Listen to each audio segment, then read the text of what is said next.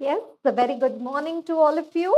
Right. So this particular 3-day revision series is for the CA intermediate students who are writing their exams in the January 25 exam and onwards. Okay. Right. So let's try to पहले तो देखते हैं कि क्या मतलब एक try to take off stock of the situation कि कितना syllabus क्या है ना कि कितना आपने कवर किया है, कितना आपका कॉन्फिडेंस है, कौन सी एरियाज में अभी भी क्योंकि वक्त है कि हम लोग काम कर सकते हैं। और आप चैट बॉक्स पे मुझे बताते भी रहना कि कौन सी topics you would like that I cover and which कोई पर्टिकुलर क्वेश्चन या कोई पर्टिकुलर कंसेप्ट में अगर कोई डाउट है तो सर्टेनली हम वो भी यहाँ डिस्कस कर सकते हैं। राइट, जिन्होंने ज्वाइन किया है वो अगर आप फ्रेंड्स का कोई ग्रुप होगा सीए इंटर के रिलेटेड जो आपके फ्रेंड सर्कल है उस पर्टिकुलर ग्रुप में भी आप ये लाइव वीडियो का लिंक शेयर कर सकते हो सो दैट जितने ज्यादा क्वेश्चंस आते हैं उतना ज्यादा will be able to I will be able to give you more and more suggestions. Okay, right, so will this be in English? Right, so the technical part obviously I'll speak in English, but थोड़ा तो यहाँ बीच बीच में थोड़ा if I use Hindi, but trust me when it comes to the technical part of the discussion there I will ensure that I'm speaking only in English. Okay, right, so you tell me first from your end, okay, how is it going? Right, so whether you've written an exam in September 24 or in the May 24, and then after that what is the situation? Okay, so September the right, so what is the situation like, right? How have you are introduced to a new subject over there? And then there is a lot of care created regarding the standards on auditing and so. Right, so let's just try to first do a quick analysis of the syllabus. Then after we finish with the analysis of the syllabus, I think like just for a warm up, we'll discuss a few MCQs. And then after the MCQ, we'll come to the chapter discussion. Mainly, I will discuss all the important questions or the topics which you need to brush upon. Okay, right? So that is the agenda. Right? Just if somebody could confirm to me if my audio is okay. Right? So sometimes, they say, ma'am, that little bit of the echo is coming or the audio is not clear.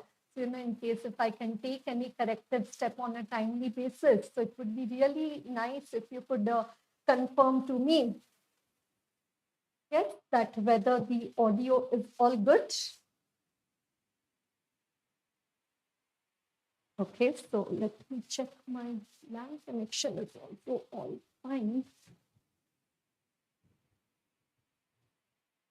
Clear. Okay, that's wonderful. Okay, right. So now CA Intermediate, you know that your question paper has the 30 marks of the MCQ and the 70 marks of the theory. We can't depend or we cannot have a biased dependency on any of these. We need to have a, rather than a bias, we need to have a balanced approach over there. And then let's start with the chapters, like you have chapter number 1 to 11. So let us give a shock treatment to ourselves by assessing कि इसमें से क्या हुआ है and what you are yet to study. Okay, right? So beginning with chapter number 1, which is could be called as the nature, objective, and the scope of audit. Right, so what is the scope of audit, what is included, what is not included, then the interrelationship of auditing with other disciplines, then SA 200, then the advantages, benefits of audit, importance of auditing, then also the inherent limitations of an audit. They talk about an assurance engagement. Also, they talk about the EQCS, the engagement and quality control standards, wherein you have the SA, the SRE, the SAE, the SRS, and the SQC, right? Standard on quality control. Right? So we have the standards on auditing, standards on review engagement, standards on assurance engagement other than audit or review, standards on related services, and the standard on the quality control. Okay. Right? So that's just the title of the chapter number 1 over there. Okay. Then chapter number 2, which is regarding the audit strategy, the audit planning, and the audit program. Right, so audit strategy, audit planning, audit program, right? So that's again a very scoring chapter because relatively ये छोटा chapter है, but इसमें exam में at least one question comes in the exam. So mainly over here we talk about SA 300, which is regarding the planning and audit of the financial statements. And additionally, we also discuss regarding the audit program. Right? So we talk about audit strategy, audit planning, and the audit program. Right? Then one of the dreaded, what you say, little bit less liked type of a chapter is the chapter on the risk assessment and the internal controls. Right? So could be called as one of the most technical chapter which we have in our CA intermediate syllabus. Right? So where we discuss SA 315, 320 and so. Right? Then after that, one of the very glorious chapter over there, which is the audit evidence. Right? So wherein we mainly discuss the 500 series, right? The SA 500 series.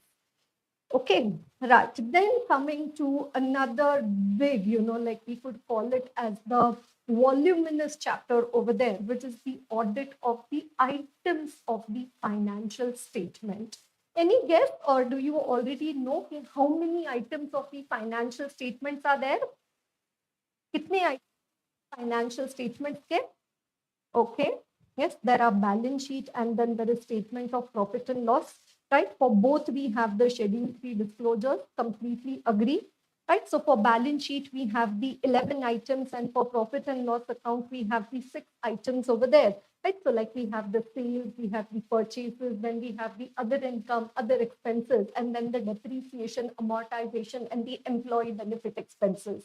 Exactly, right? So we have the 17 items of the financial statement over there. Right. Then after that, the next chapter which comes, which is again a small but a very important chapter, because again in every exam we see a question coming from here, which is regarding the audit documentation, which is our SA 230. Audit documentation. Okay, what is audit documentation? What is the nature and purpose of audit documentation? Then after that, the form, content, and extent of audit documentation, factors affecting the form, content, and extent, then documentation of the significant matters, documentation of the significant judgment, assembly of the final audit file, then the retention period of the audit file, then also the audit documentation is the property of the auditor. Right? So assembly has to be done within after the date of the audit report, and then it's an administrative process. You cannot perform any new procedures or you cannot reach any new conclusion. Right? You can only do the administrative work. Okay. Right? Then chapter number 7 is an extension of the chapter number 4, wherein the name of the chapter is the completion and review. Right, so wherein we discuss the 560, 570, 580, that is subsequent events, going concern within the presentation, and also a discussion regarding the 330 auditors' responses, 450 valuation of misstatements, and the communication with CCWG and the communication of deficiencies in internal control. Okay. Next one, I think one of the superhero chapter which we have over there is regarding the audit report. Exactly. In the audit report 1, we have the discussion for the 700, 701, 705, 706, 710. Then an interesting discussion regarding the CARO, and then the reporting under section 143(3) of the Companies Act 2013. Right? So that is regarding the audit report. Okay.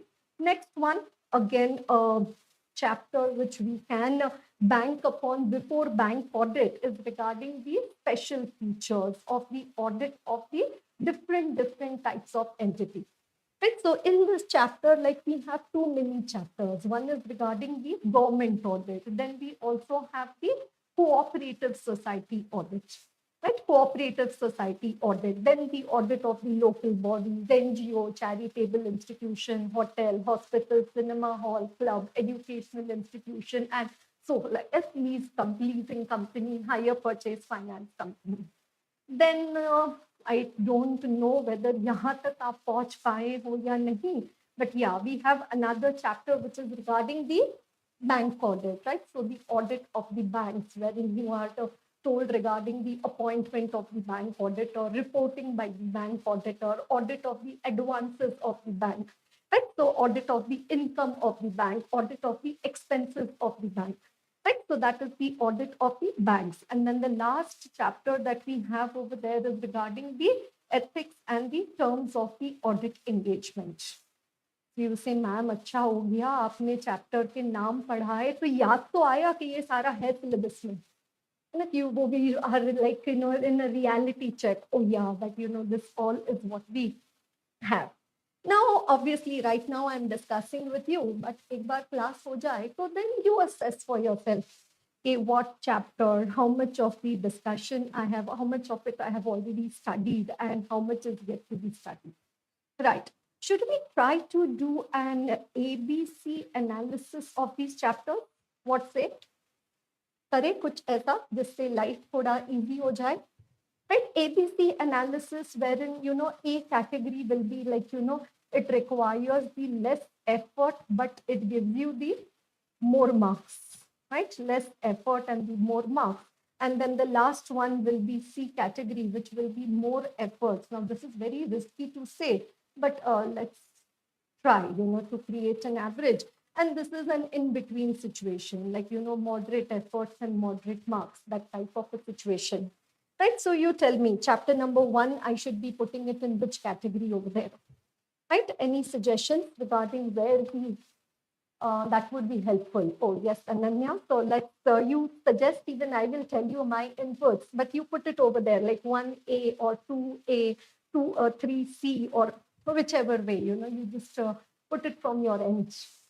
Like I've just given you, even you can open your study material and check it. These are the contents of the chapters over there, right? So what is your view regarding the contents of the chapter, right? So yeah, if you could tell me.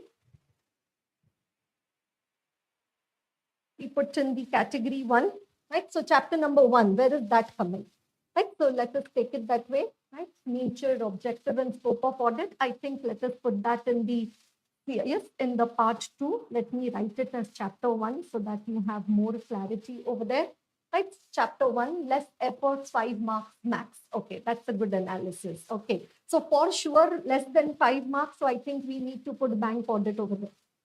Do you agree? Like bank audit, generally one question comes. Generally, there could be two, plus there could be one in the MCQ. So with ICAI, the only thing that is predictable is that it is unpredictable. But still, nevertheless, let's try to make an analysis over there. Okay, right? Then after that, yes, let's talk about the A category. I think that's an important one for us, right? So yeah, certainly chapter number 2. Which is audit strategy, audit planning, audit program.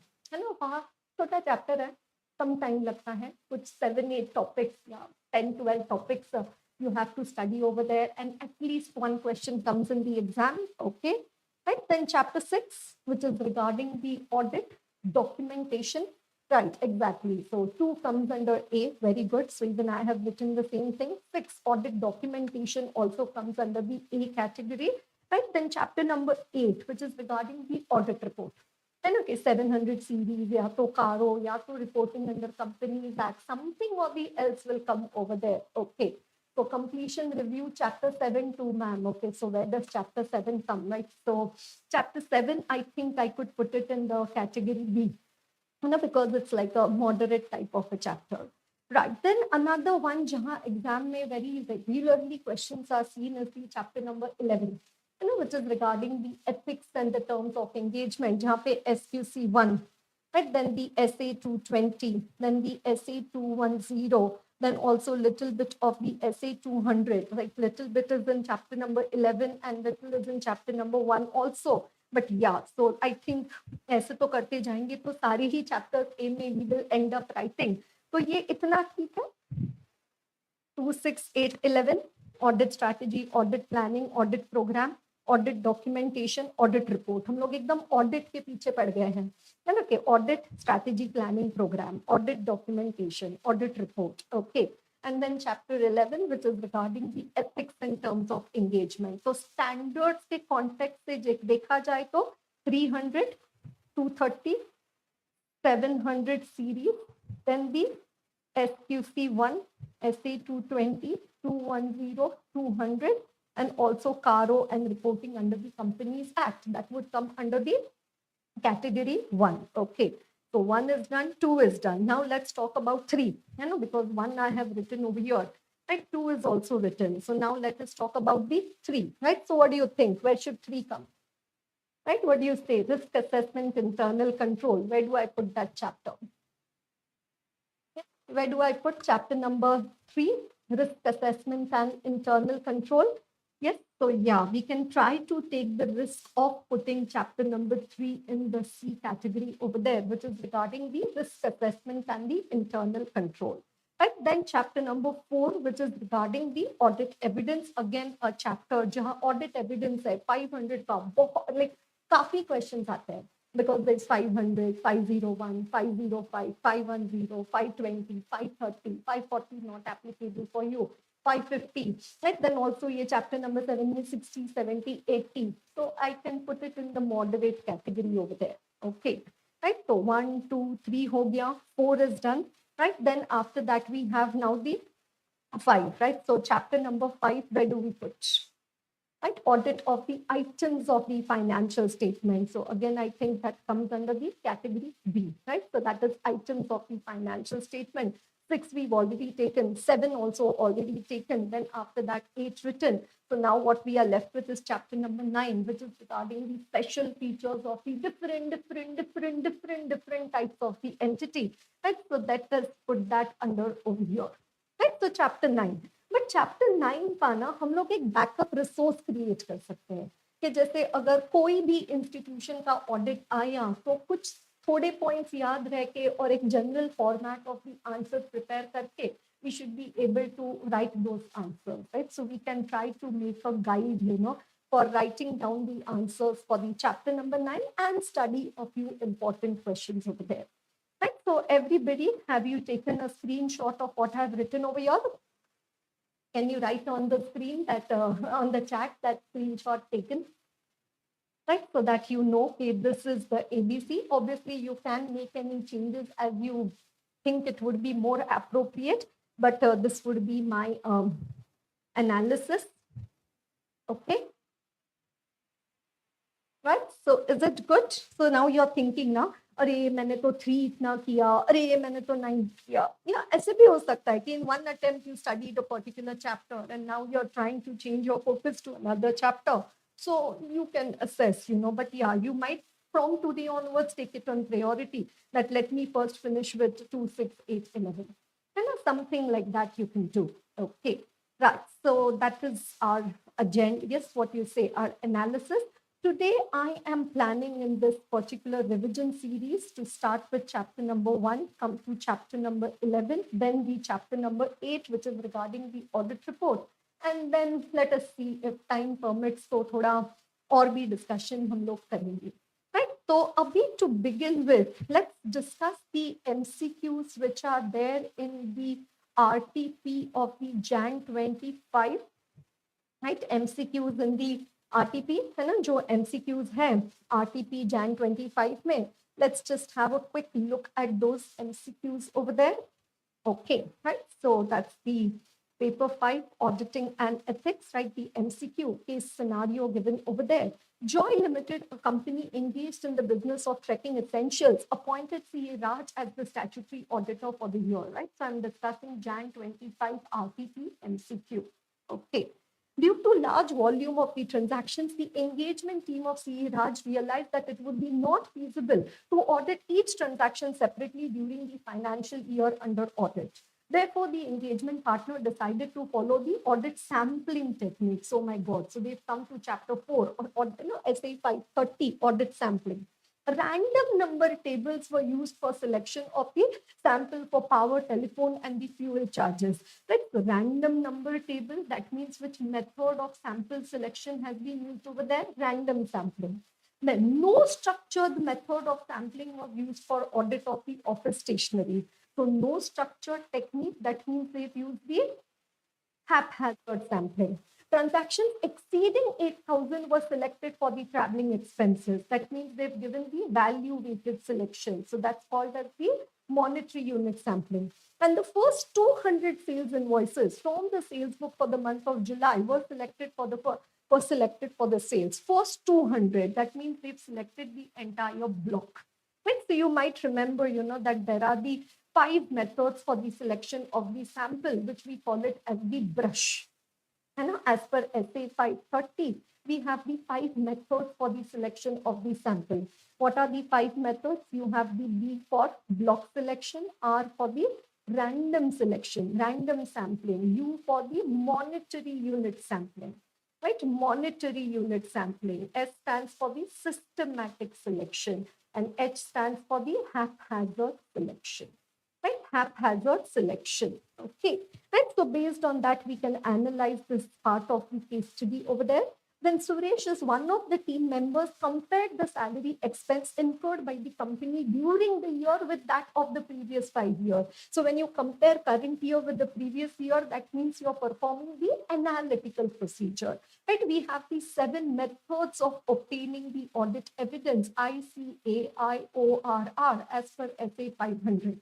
Then inspection, confirmation, analytical procedures, inquiry, observation, recalculation, and reperformance. Right? So you're comparing with the previous year. That means what audit procedure is being performed is the analytical procedure. He noticed a significant percentage increase in the expenses. This unusual increase raised doubts in his mind. So wherever you identify an inconsistency, you investigate in detail. He decided to compare such an increase in the salary expense with the increase in the number of employees. Okay. The company is having warehouse at 2 locations. See, Raj is planning to attend the physical inventory count process. So that brings us to SA 501, audit evidence specific consideration for selected items. One of the selected items over there is the existence and condition of inventory. That auditor, you should attend the physical verification count. We keep on saying A, T, T, E, and D. And attend the physical verification count being conducted by the management. Inventory includes finished products such as trekking jackets, bag, shoes, etc., and raw material like leather, cloth, chemicals, etc. Some of the inventory is also lying with the third party. Right? So inventory held by third party, right? So lying with the third party. That during the discussion among the team members regarding the sufficiency and the appropriateness of audit evidence, they agreed that sufficiency is the measure of the quantity and appropriateness is the measure of the quality. Absolutely right. SA 500 talks about the SAAE, sufficient appropriate audit evidence. Okay. Joy Limited operates 100 stores on the rented premises across the country and is in the process of expanding. Also, although the rent expense have been accounted for, the auditor requested the management to provide all the active rent agreement for the year under audit for detailed examination. So rent agreement for the detailed examination, that means the auditor wants to perform the vouching verification. That is your test of detail. Based on the above, answer the following question. Which of the sampling technique were used for the following transaction? Answer in the given order. Right, so power, telephone, and the fuel charges. So power, telephone, and the fuel charges, it says the random selection. Right, so wherever A is given as random selection, we can select that. That means B option is anyways out. Right, the next one is the office stationery. So office stationery, what does it say over there? No structured technique was used for the office stationery. Right, so office stationery, no structured technique. Okay. Right, office stationery, it says no structured technique was used over there. Right, so no structured technique being used for the office stationery. That means it is the haphazard sampling. Right, so here it is given systematic. So we don't like this option. So we have the haphazard sampling. So now between C and D. Okay. Right, now if you see the third option over there, it's monetary unit sampling in both cases. That means traveling expenses has to be the monetary unit sampling. Transactions exceeding 8,000 were selected for travel expenses. And the last one, the first 200 sales invoice from the sales book were selected for the month of July were selected for the sales. Right, so that first 200, that is your block sampling. Right, so that is not the systematic sampling, that is the block sampling. Right, so are you getting the wonderful way in which we can identify the correct option over there? Right, so first B got eliminated, then A got eliminated, then D got eliminated, and then finally we have C as the correct option. Okay, procedure was Mr. Suresh intending to perform by comparing the salary expense, right? So comparing salary expense of the current year with the previous 5 years. Is it test of detail, test of balances, test of control, or substantive analytical? Goes without doubt that it is the substantive analytical procedure. Okay. Which of the following is not, ये important word hai. If you miss this, you'll make a mistake in the answer. Is not a part of my responsibility with respect to the inventory held by the third party. Request confirmation from the third party regarding quantity and condition of inventory? Yes. Should perform an independent valuation of the inventory based solely on the company's internal records? Okay. Should request the third party to allow him to physically inspect the inventory held by them? Okay. And CA Raj should review the terms of agreement between the company and the third party to understand the responsibilities related to inventory management. Again, yes. So, right, Raj did not go to the third party and do the, independent evaluation of the inventory based on company internal record. No, this is not required to be done. Okay. Which audit procedure was used by Raj while collecting all the rent agreements? Right, so we said he's collecting all the rent agreements, right? So he's doing the test of detail, right? So what is analytical, the performance observation? Obviously, he's inspecting the rent agreement, right? So what will be the correct option over here? It is the inspection. Okay. In the given case, the audit team of CA Raj discusses the sufficiency, appropriateness of audit evidence. In the context of Joy Limited audit, the team was considering various factors affecting the sufficiency of evidence they gathered for large volume transactions. Which of the following is again not a factor that would influence the auditor's judgment on the sufficiency of the audit evidence? Right? So sufficiency, that means we are talking about the quantity. And the quantity of audit evidence is affected by three factors. If you've done the class, you would know it is MRS. What is MRS? Materiality of the item, risk of material misstatement, and the size and characteristics of the population. So exactly given over here, MRS. Right? So which is not a factor, the type of product that Joy Limited manufactures, that is the threatening potential. Right? So that is not a factor. Okay. Now coming to the general MCQ. Is to meet during the process of assembling the audit file after the completion of the audit, brief this team on the changes to be made in the audit documentation. Which of the following changes can be made? So those two questions were not, but now this is what can be made during the audit file assembly stage. Right? So what did we say? Assembly stage, that is an administrative process. You cannot perform any new procedure. You cannot reach any new conclusion. Right? So can sorting, collating, cross-referencing of working papers be done? Yes. Deleting, discarding the superseded document? Yes. Recalculation of depreciation? You cannot perform any new procedure. Recalculation again? Signing of the completion checklist related to file assembly? Yes, even that can be done. Right. So anyways, now what does it say over here?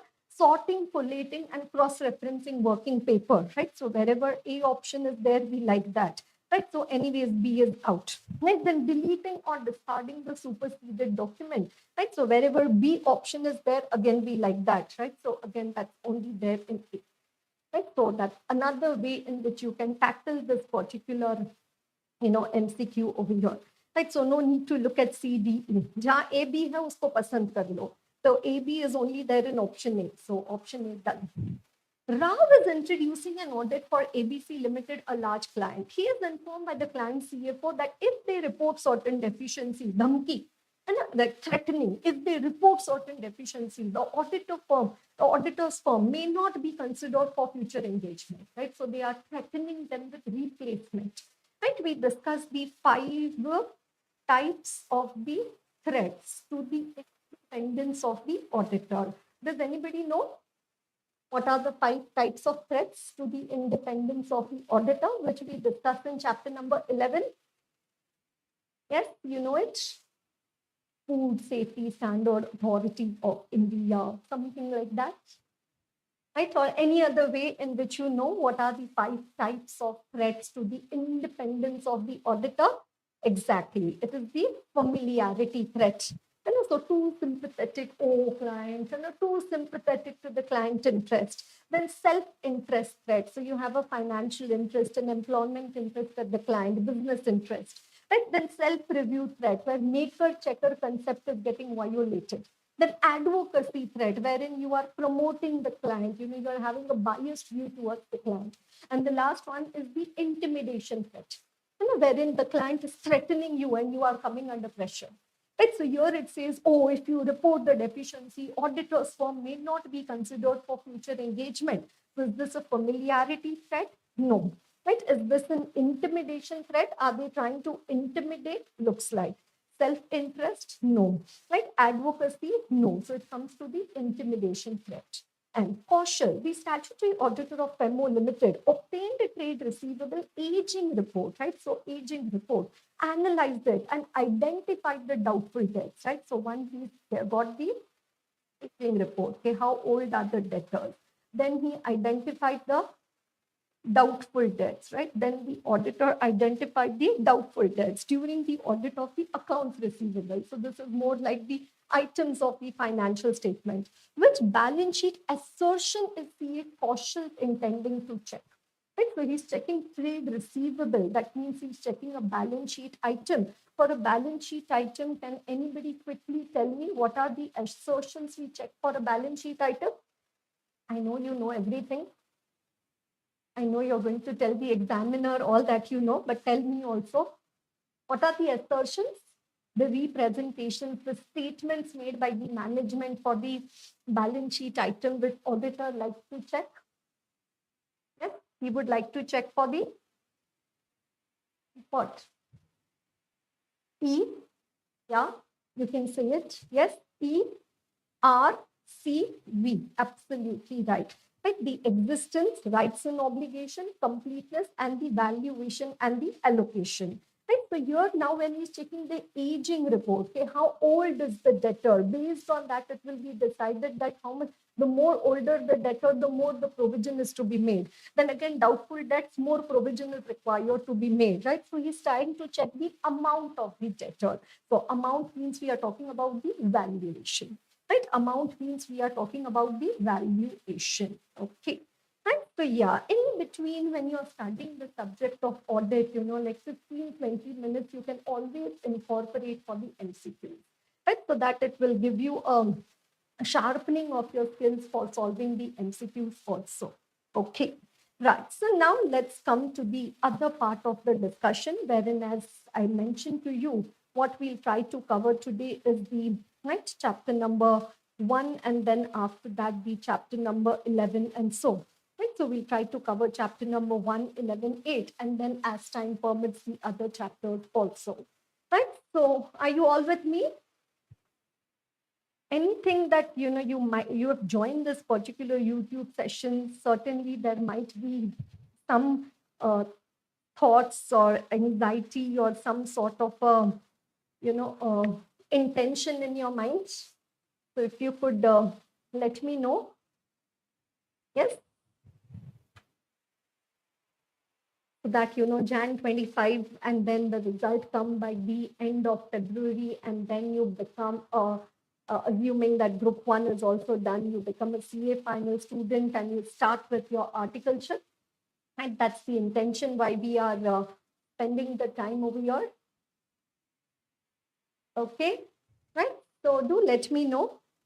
Yes, so let's start with the discussion on some important points which are there in the chapter number 1, which is regarding the nature, objective, and the scope of the audit, right? So you have the institute study material, you have any other faculty notes or your own notes or our material, any content with you, right? You can just simply, try to, open that content and let's try to revise the subject together over here, okay?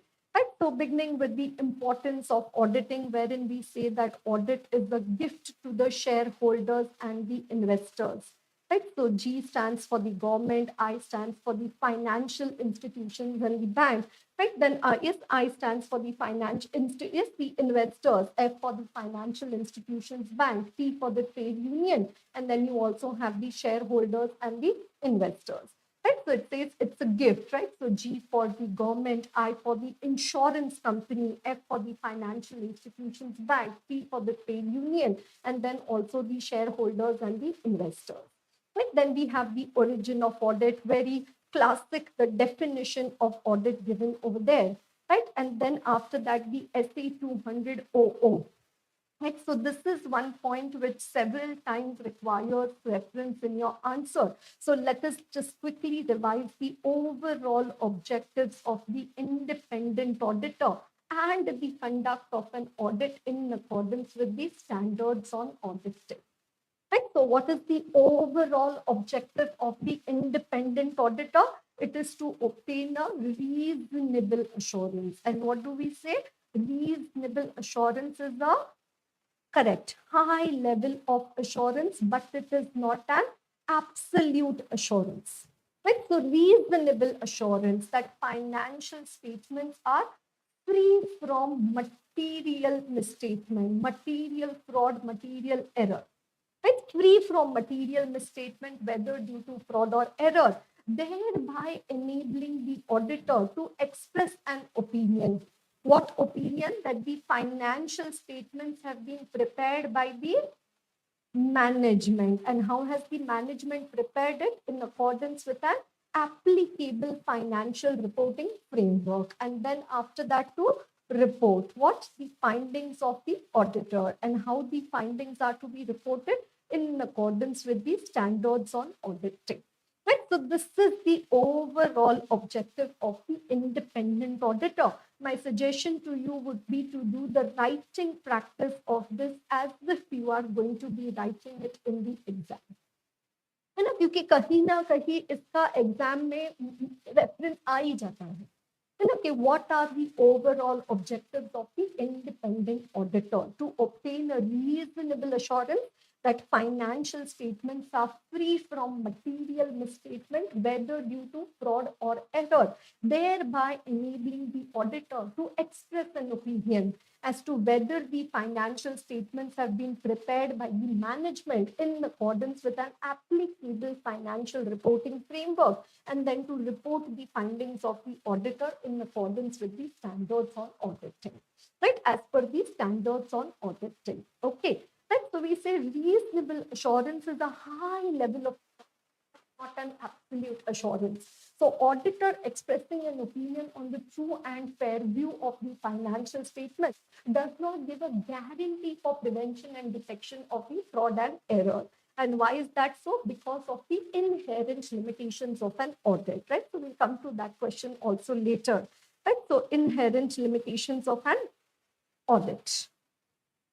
Okay, so let the file open. Yeah, so we talked about the overall objectives of the independent auditors. You can mark it as a 5-star question over there, right? That the overall objectives and reasonable assurance is to be distinguished from the absolute assurance.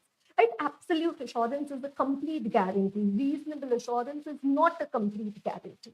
Right? So that is the reasonable assurance. Then scope of audit, what is included, plus, plus, plus, and what is not included, that is minus, minus, minus. Right? So we have 3 plus and 3 minus over there. Again, we can mark it as an important upcoming question for the exam. You know what is included and what is not included in the scope of audit. Right? So plus 3 plus and 3 minus. What are the 3 plus? It says it covers all aspects of the entity. Right? So all aspects of the entity relevant to the financial statements being audited. Then it also aspects of the entity, also the information, sufficiency of the financial information. So in other words, it's nothing but the sufficiency and appropriateness. So whatever information is given to the auditor, it should be reliable and it should be sufficient, right? So that is the reasonably satisfied regarding the reliability and the sufficiency of the information. And the last one, also that information, there should be proper disclosure of the financial information. Right? So for financial information, one, it should be reliable and sufficient. And second, that reliable, sufficient information, there should also be the proper disclosure. And apart from that, it covers all aspects of the entity. Right? So that is plus, plus, and plus. Right? Scope of audit, what is included? all aspects of the entity, financial information, reliability, sufficiency, financial information, proper disclosure, Schedule 3 disclosure, disclosures as per the AFRS. Okay. What is not included? What is not included in the scope of the audit? It says areas which are outside the domain. That means which is the requires the work or help of an expert. Like, valuation of plant and machinery. It says those areas are not covered in the scope of audit, right? So which are outside the domain, like physical condition of certain assets. Then as an auditor, you vouch, verify, inspect the document. You are not, giving a certificate, as you're not an expert in the authentication of the document. And last one, audit is not an investigation into the alleged wrongdoing. Right? So as an auditor, you don't have the power of the search. Right? So what is not included in the scope of audit? What is outside the scope of audits? We can make a chart this way. Okay, what is included in the scope of audit? All aspects of the entity, then financial information, the reliability and the sufficiency. Reliability and the sufficiency, and also the proper disclosure of the financial information. This is included in the scope of audit. And what is outside the scope of the audit? It says the areas of expertise. Then an outside domain like valuation of the plant and machinery, not included. Then as an auditor, you are not an expert in the authentication of the documents. Then as an auditor, you are not doing an investigation. As an auditor, do you have the power of the search? No, the auditor has the power of the search. Right? So outside domain, no, it is outside the scope of audit. Right? Then expert in authentication of documents, no. Is audit an investigation? No. As an auditor, do you have the power of search? No, you don't have the power of the search. Right? So that is included in the scope of audit, and what is not included in the scope of the audit. Okay. Right? So what is included and what is not included in the scope of audit. Is it helping you? All the students who are watching me, right? Are you able to, is it like being a good job for you?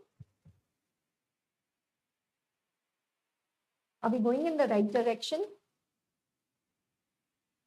I have to see whether you're going in the right direction. So that's the reason I'm asking you. Okay, is it being beneficial? Is it being helpful for you?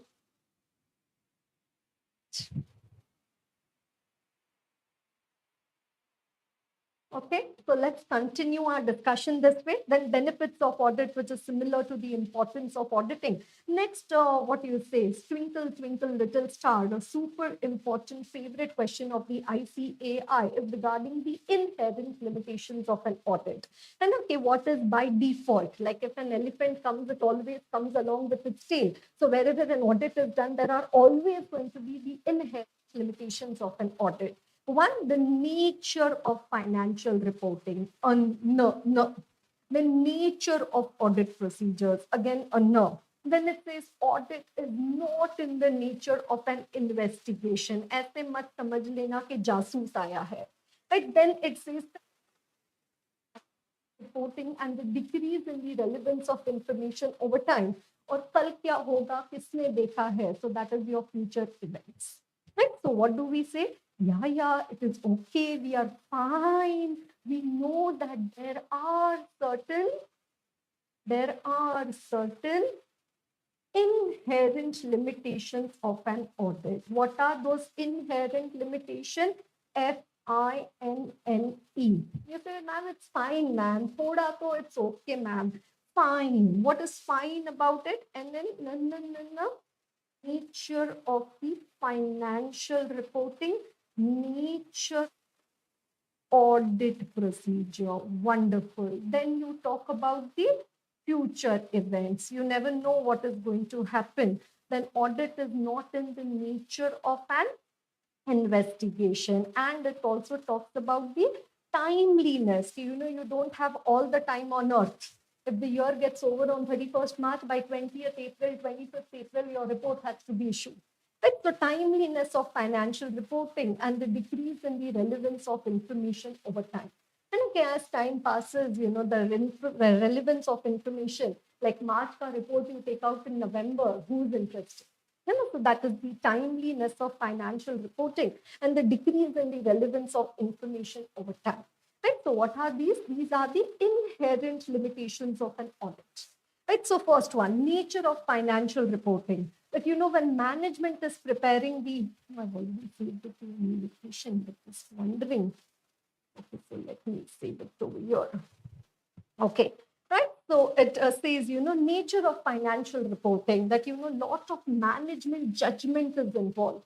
Then management, gives you the, acknowledges its responsibility for the preparation of financial statements and also the internal control. But controls may not have operated as expected. That means there could be the MOC, management override of control. Right? So financial reporting is also not a hard and fast rule. There could be a lot of creativity which could go in the preparation of financial statements, like provision for bad and doubtful debt. Management can justify 10% also, 20% also. Right? So that is the nature of financial reporting. The nature of audit procedure, what we discussed in the scope of audit, what is not included. That as an auditor, you are not an expert in the authentication of the document. Right? As an auditor, you don't have the power of research. Right? So it says there are what is the practical limitation? That we cannot do 100% testing. What is the legal limitation over there? That it is management may not give you all the information which you require to do the audit. Management may not provide the complete information. Right? So there are both practical as well as the legal limitation. Then it says fraud may be done, and there could be the sophisticated and carefully organized schemes which maybe make it difficult for the auditor to detect the fraud. Right? Then as an auditor, he cannot check the genuineness of the document. He's not an expert in the authentication of the document. Right? Then audit is not an investigation. Auditor cannot obtain the absolute information. Then the decrease in the relevance of information, he cannot check each and every matter. He has to rely upon the information obtained. And last one, future events. That future events and condition, SA 570, may have an adverse effect on the entity. Right? Affect the ability to continue the business. The entity may cease to exist in the future. So as an auditor, you cannot provide a guarantee. Right? So that is regarding the inherent limitations of the audit. So again, an important question. Right? Those of you who probably are listening to me for the first time or so, you should know one particular point when you are studying any type of a question. That one, it could be asked in the exam as a wholesale question, or as a detailed question, or as an MCQ. What is the wholesale question? They could ask you a question, what are the ILLA? What is ILLA? Inherent limitations of an audit. So you have to write all the ILLAs over there, FINNE and FINNE. Or they could ask you a question, okay, how come nature of reporting is treated as is considered as an inherent limitation of an audit? Or they can say which of the following is not an inherent limitation of audit, and they can create option A, B, C, D. And the nature of financial reporting, nature of the audit procedure, then not in the nature of an investigation, and not in the nature of the investigation, and they may say it is the central government approval. So if central government approval is not obtained. Now, what is central government approval doing over there? So obviously that is not an inherent limitation of an audit. So every question that you study, every concept, every topic that you study, you need to do a three-dimensional study. What is the three-dimensional study? इसका wholesale question क्या आ सकता है, इसका retail question क्या आ सकता है, और इसका MCQ क्या बन सकता है. Then what could be the MCQ be asked out of the same? Wonderful. Right? Then qualities, who appoints the auditor, to whom does he report, and the relationship of auditing with the other disciplines. Right? Then we talk about the assurance engagement. Assurance means confidence. You're increasing the confidence of the intended users and a degree of confidence to the intended user. Right? So assurance means confidence to the intended users other than the management who has prepared the financial statements. Okay, right. Coming to another important question, elements of an assurance engagement. Again, twinkle, twinkle, little star or 5-star. And what are the elements of an assurance engagement, right? So assurance means you're giving a Let me see your feast. Confidence. Confidence to the intended users. Right? So now here we first talk about Mr. Tripathi. Not Triparty. It is three-party relationship. Three-party relationship. है ना? Three-party relationship. Who is the three-party? Over there, one party is the practitioner, that is the CA. Second one is the management, which is called as the responsible party. And third is the intended users, like mainly the stakeholders, the shareholders. Right? So we have three parties, which are the three parties: auditor, that's the practitioner; management, which is the responsible party; and the shareholders, who are the, the intended users. Right. Then after that, you have the subject matter and the criteria. So subject matter is what you are checking as a practitioner. So example, that could be your financial statements. What are you checking? That whether financial statements are prepared as per AFRS. So that's your benchmark. That is your criteria.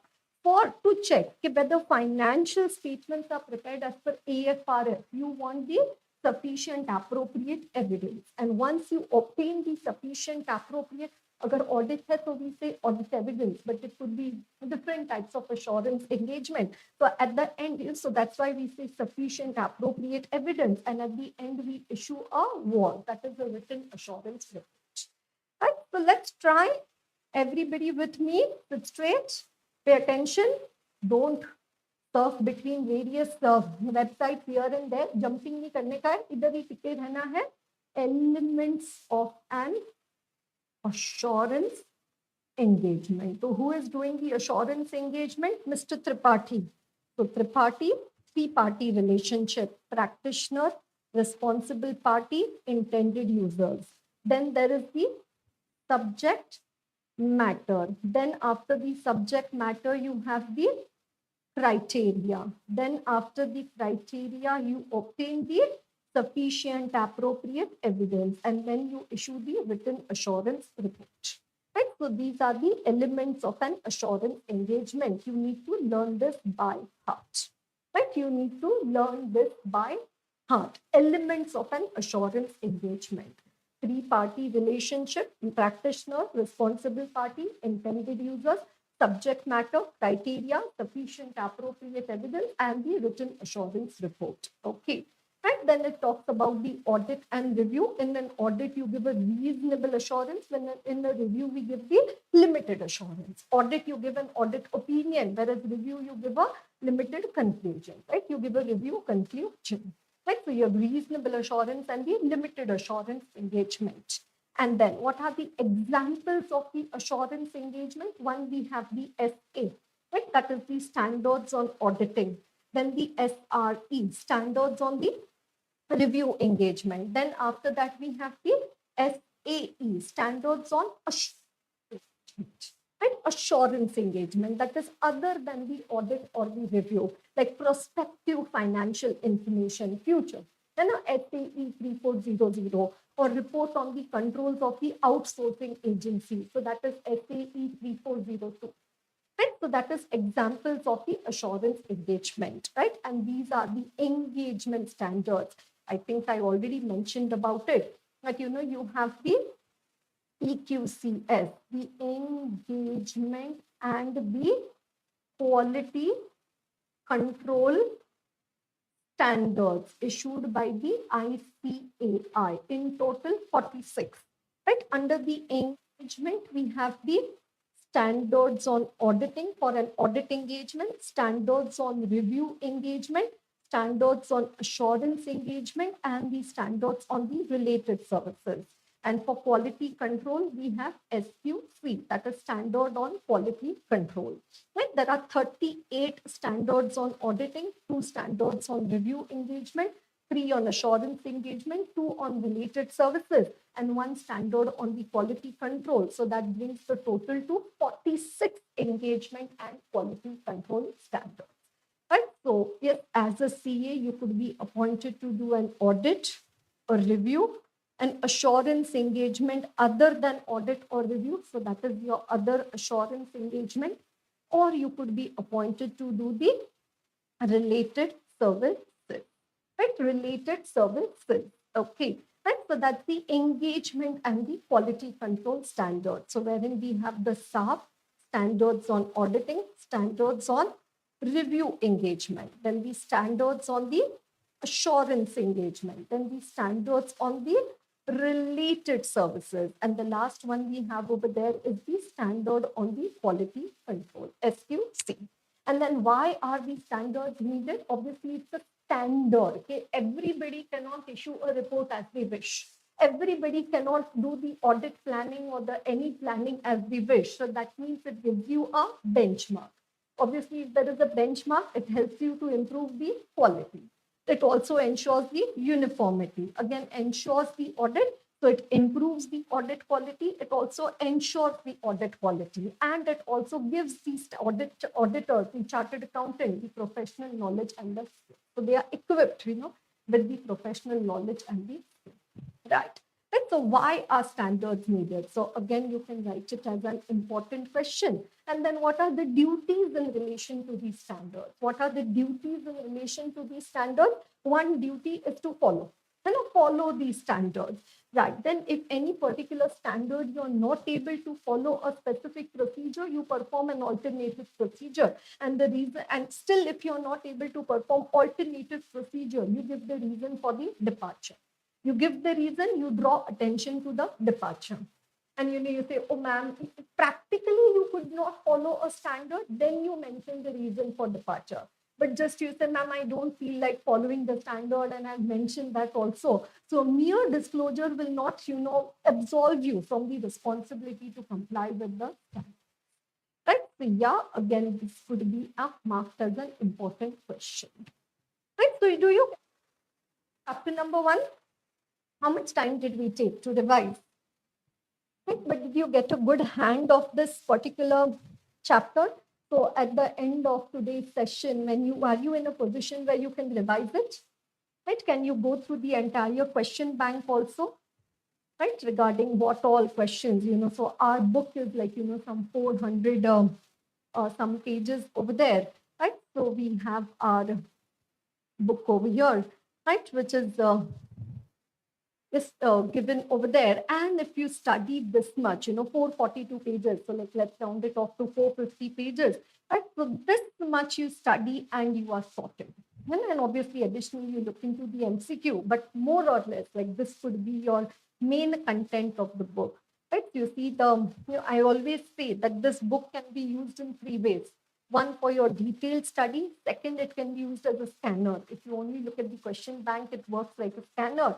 And third, you want to revise only the keywords and not read the entire thing. So whatever I've marked in the red color over here, it's not low. So then it also works as a revisionary book for you.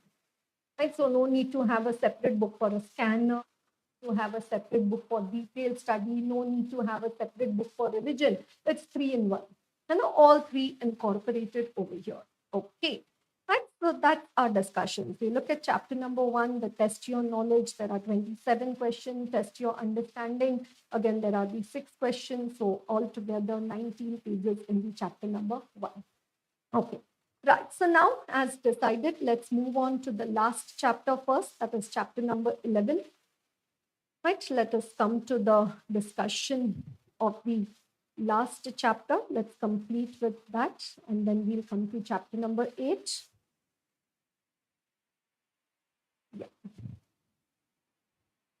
Right. So are you all with me? Have you written, yes, chapter number 1? Have you prepared some notes over there? And now are you ready to do a quick revision of the chapter number 11? Right. Anytime when I'm discussing and kahin aisa tumhe kuch lage ki this should be covered in more detail, or this is a particular topic which I might not have taken because it's a revision of important topics, but you want me to take it, just put it on the chat box so I can cover that also. Okay, so assuming that you are sitting straight like a stick, absolutely perpendicular, 90-degree, complete attention, right? And you are trying to revise with me the chapter number 11, right? So chapter number 11, there is the discussion of the 200, 210, SCC 1 and the SAT 20. Right? So first it talks about the ethics, which is the moral principles. Beautifully say they say it's a state of mind. है ना दिमाग की हालत है ना कि what you consider to be ethical and unethical. Right. Then after that, another important question over there is the need for ethics. Like it says, like for a doctor, engineer, also for a legal professional, also ethics are there. So similarly for a chartered accountancy profession, because so many people, there are so many stakeholders who are relying on the word said by the auditor true and fair. An auditor, you said true and fair, man liya. Right? So much of the responsibility on the shoulders of the auditor. Right? So it is due to the reason that the society and all have tremendous trust. मतलब भर भर के they have the bharosa on the services rendered by the chartered accountant. Again, we've already discussed that assurance. That means you are increasing the confidence of the intended users in the financial statements. Okay. Right? So that is one, you are, providing your services, your opinion is going to be used by a lot of stakeholders, right? You're giving the confidence to the intended users. And again, it says the chartered accountant always has to put what his services above his personal gain. Right? So place his personal gain, right? So he should not put his personal gain over his service. So public good above their personal gain. Right? So not thinking, oh, if I give a clean report to this client will increase my audit fee next year. No, but you say, if I qualify their opinion, I will lose this client. So it says better to lose the client. Give a qualified opinion if required. Right? So what does it say? Work in the public good rather than working in your personal gain. Right? And only if the professional body to which they belong, the concept of public interest is given very clearly. So we have ICAI, the NAFRA, which is continuously monitoring the work done by the chartered accountants. And how much anybody can monitor you, like, how much everybody can tell you study, study, study. How much everybody can tell a CA that be ethical, be ethical, be ethical. At the end of the day, it all comes to self-discipline.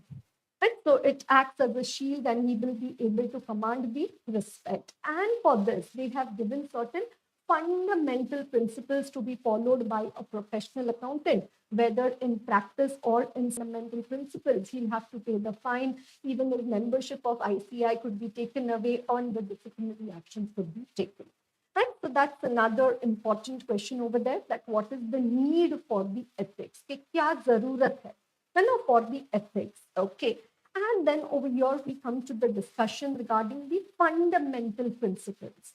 Right? So let us discuss one question from the chapter number 11, which is regarding the fundamental principles to be followed by a professional accountant, which could alternatively be also termed as the ethical requirements to be followed by the chartered accountant.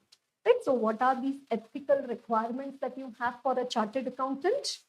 Yes, integrity, objectivity, then PCDC, professional competence and due care, confidentiality, and the professional behavior. Right? So these are the fundamental principles. What does it say? Integrity, straightforward, honest, and sincere. Objectivity, no bias, right? Informing the opinion, right? Unbiased approach. Right? Then next one is the PCDC, which is professional competent. He should attain and maintain the knowledge regarding the developments in the profession and should do his work with skill, care, and caution. That is due care. Then confidentiality, that is not to disclose the secrets of the client unless required by law or taken the prior permission. And last one, professional behavior, that is avoid any behavior that might bring the discredit or the disrepute to the profession. Right? So these are the fundamental principles to be followed by a professional accountant. Right? So what are the fundamental principles over there? Yes, everyone. Integrity, objectivity, professional competence and due care, confidentiality, and the professional behavior. Once again, what are the fundamental principles? Integrity, objectivity, PCDC, that's professional competence and due care, confidentiality, and the professional behavior, right? The fundamental principles to be followed by a professional accountant, right? So they talk about the integrity, straightforward, honest in all professional and business relationship, having the fair dealing and the truthfulness. Right? Then objectivity, no bias, no conflict of interest or undue influence of others while forming his opinion, not to compromise. बस किसी ने बोल दिया इसीलिए आपका opinion change हो गया, no. Right? Then it says the professional competence and the due care. That is, attain and maintain the professional knowledge and skill and do your work carefully, thoroughly, and on a timely basis. That is due care. Confidentiality, respect the confidentiality and not to disclose the secrets unless required by law or authorized by the court. Right. And last one, professional behavior. Avoid any behavior that might bring the disrepute to the profession. Okay. Right. We always talk about this term called as the ERII. Right. What is ERII? It is the, yes, all of India, है ना, Punjab, Chandigarh, Kolkata, Mumbai, Gujarat, Rajasthan, Karnataka, Tamil Nadu, Surat, Ahmedabad, Jodhpur, Jaipur, Udaipur. क्या सबके पास मेरी आवाज पहुंच रही है? India से मुझे पुकार आनी चाहिए कि हाँ मैम हम ऑडिट कर रहे हैं, है ना? हाँ मैम हमारा ऑडिट हो गया, अब हम सीए फाइनल के स्टूडेंट्स हैं. ऐसा मेरे कान में पूरी इंडिया से आवाज आना चाहिए. यस, हाँ, सगा टाबर, है ना, मारवाड़ी में बच्चों को टाबर बोलते हैं, है ना, तो सगा टाबर, टाबरिया, है ना, पढ़ाई कर रहा ना, कहीं कर रहा, मस्ती कर रहा. नहीं मैम पढ़ाई कर रहा आजकल और कोई काम नहीं कर सका. अच्छा है, इतनी समझदारी आई तो. Okay, right? So, yes, all of you with me, you'll come tomorrow and day after, right? हम लोग तो पूरा syllabus एकदम इसको वो क्या बोलते हैं ना, viral. I wish, something like it should be beneficial. Obviously, I don't know. You're giving me such a crucial time of your life. I just can't imagine it going wrong in any way. So it's just in your best interest, like that the good things should happen. Okay, so let's manifest, right? So let's come further. Ethical requirements and clothing what? Independence. Okay, independence of the auditor. So have we talked about ethical requirement? Yeah, integrity, objectivity, professional competence and due care, confidentiality, and the professional behavior. And then now we talk about the independence of the auditor, one of the hero questions and a celebrity question of the ICAI. Right? So independence, what does it say? That the judgment of a person is not subordinate to the wishes or directions of another person who have engaged in or for its own self-interest. Right? Independence is required not only of the mind, but what is also required is the independence of the appearance. And independence of the mind, that is, you should be and you should also appear to be. Oh my God, you have to be like a humming bee, like that. है ना, B कि तुम्हारे को पता है कि मैं independent हूँ, और जो बाहर के लोग थर्ड पार्टी तुम्हें देखती है वो भी बोलती है अरे यार ये तो कितना इंडिपेंडेंट इंसान है. तो be and appear to be, सब अपने मन का ख्याली पुलाव नहीं होना चाहिए. हाँ हाँ I am independent. No, be and appear to be independent to a irresponsible informed third party. And if you identify that whether there is any threat to the independence of the auditor, so identify whether there is any threat. If threat has been identified to the independence of the auditor, take steps to reduce or eliminate the threat. You say, ma'am, nahi ho raha hai. I'm not able to reduce. I'm not able to eliminate the threat. What does it say? Auditor, don't accept the engagement. Or if you've already accepted, then चलता हूँ दुआओं में याद रखना, Okay, so in that case, you need to withdraw from the engagement, right? That in that case, what does it say? Auditor, you need to withdraw from the engagement if you've already accepted. Identify the threat. Here we've already talked about it. Define types of the threats to the independence of the auditor. FSSAI. F stands for familiarity threat. S for self interest threat है ना, वो बोलते हैं जनहित में जारी, this is खुद के हित में जारी है ना. Then the self review threat, then advocacy threat and the intimidation threat. Right? So what is the meaning of independence? Then what types of independence are required? Then what are the principles? It says, one, you have to identify whether there is any threat. If threat is identified, take steps to reduce or eliminate. Cannot reduce, cannot eliminate.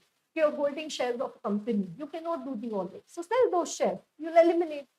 Or relative cannot hold more than face value 1 lakh. Your relative is holding 1 lakh 20. So tell them to sell 20,000 shares. You can reduce the threat. They are not ready to sell. So then you don't accept, or if you've already accepted, then acha chalta. Then you need to withdraw from the engagement. And so independence of the auditor, what does it mean? That the judgment of a person is not a subordinate. It is the condition of mind and personal character. And it talks about two independence. एक जो दिमाग में है, एक जो चेहरे पे है. Independence of mind and independence in the appearance.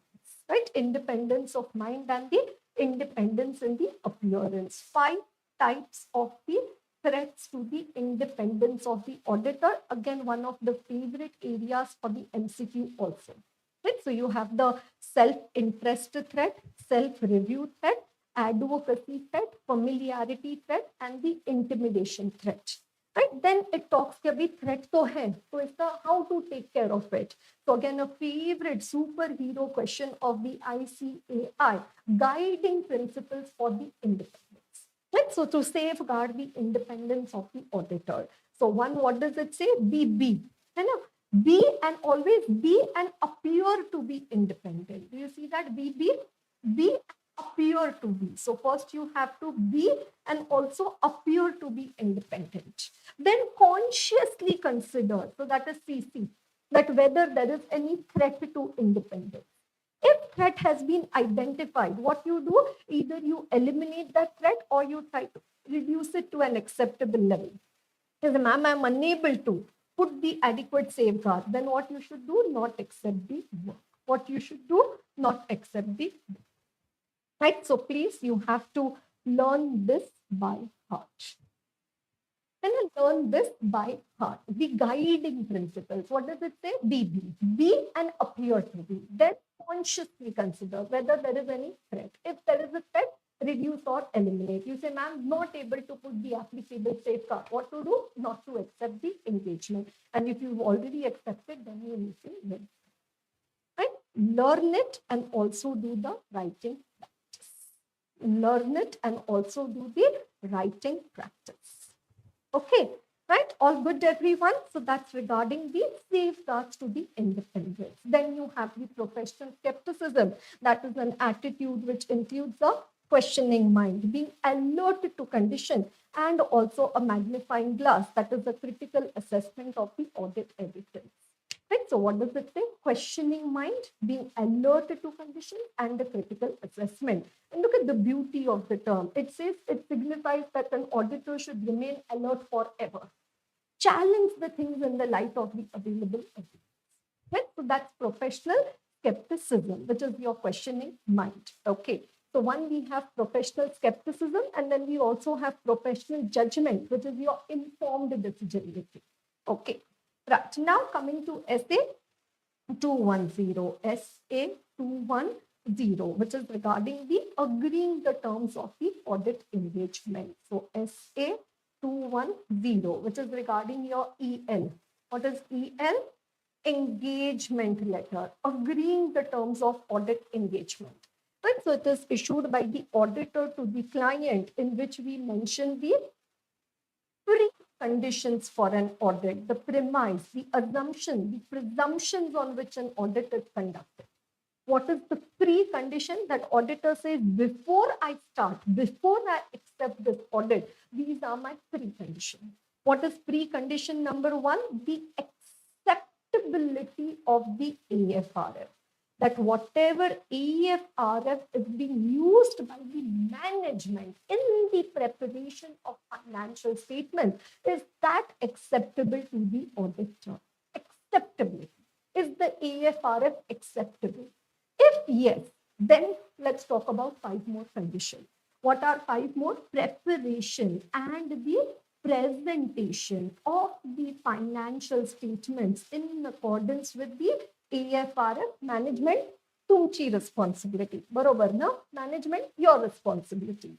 Design, implementation and maintenance of the internal controls in the organization. Again, management तुमची responsibility. Then जेव्हा आम्ही ऑडिटला येणार, when I come for the auditor, it says to me, you are going to provide the auditor with all information, any additional information, and also the unrestricted access to the persons within the entity. Right? So these are the preconditions for an audit. What are the preconditions? Number one, acceptability of the AFRF, and then 5 others. What are 5 others? In management, I know I am coming for audit, but preparing financial statements, your responsibility.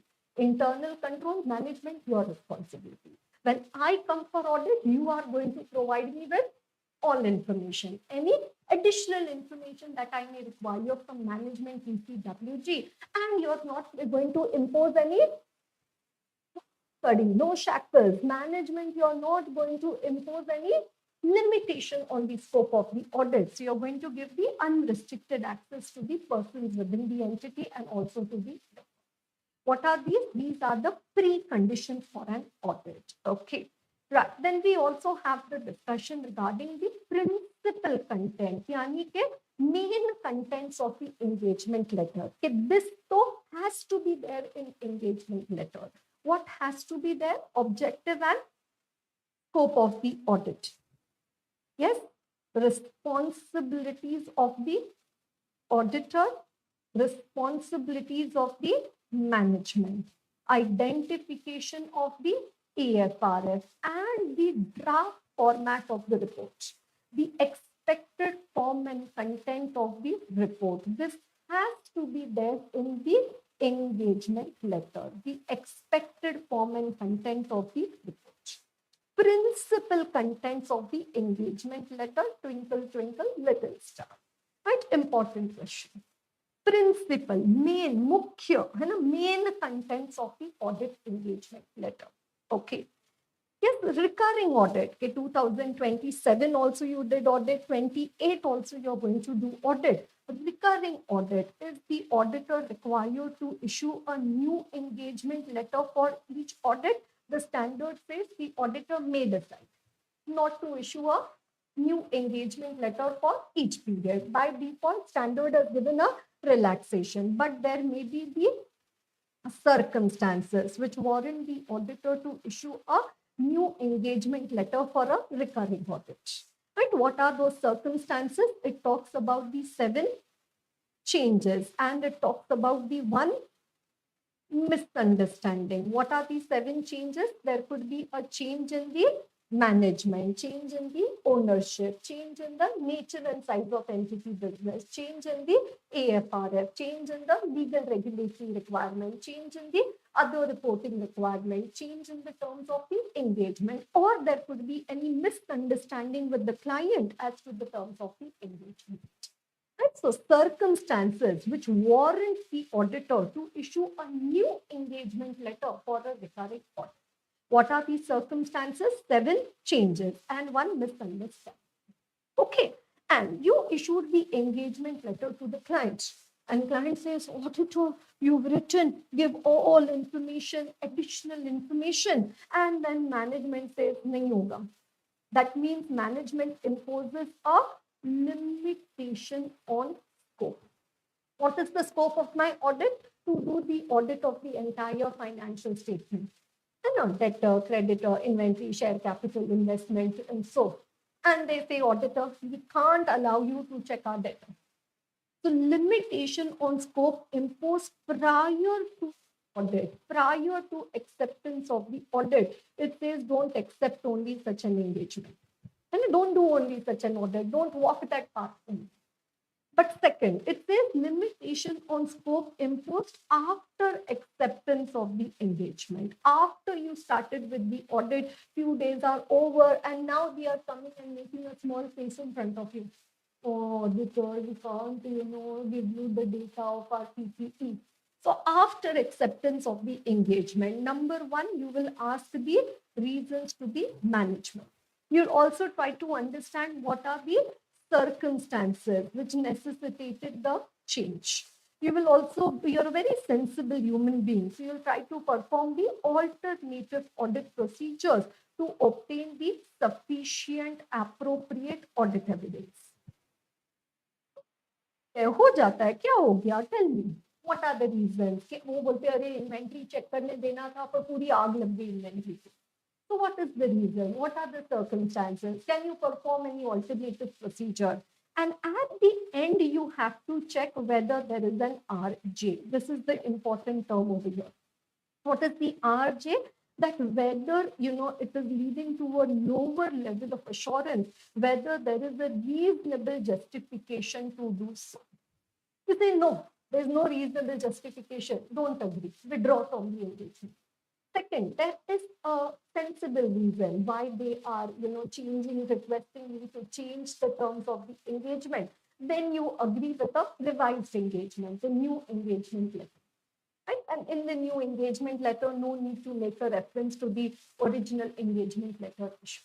Right? So you need to check whether there is any RJ. What is RJ?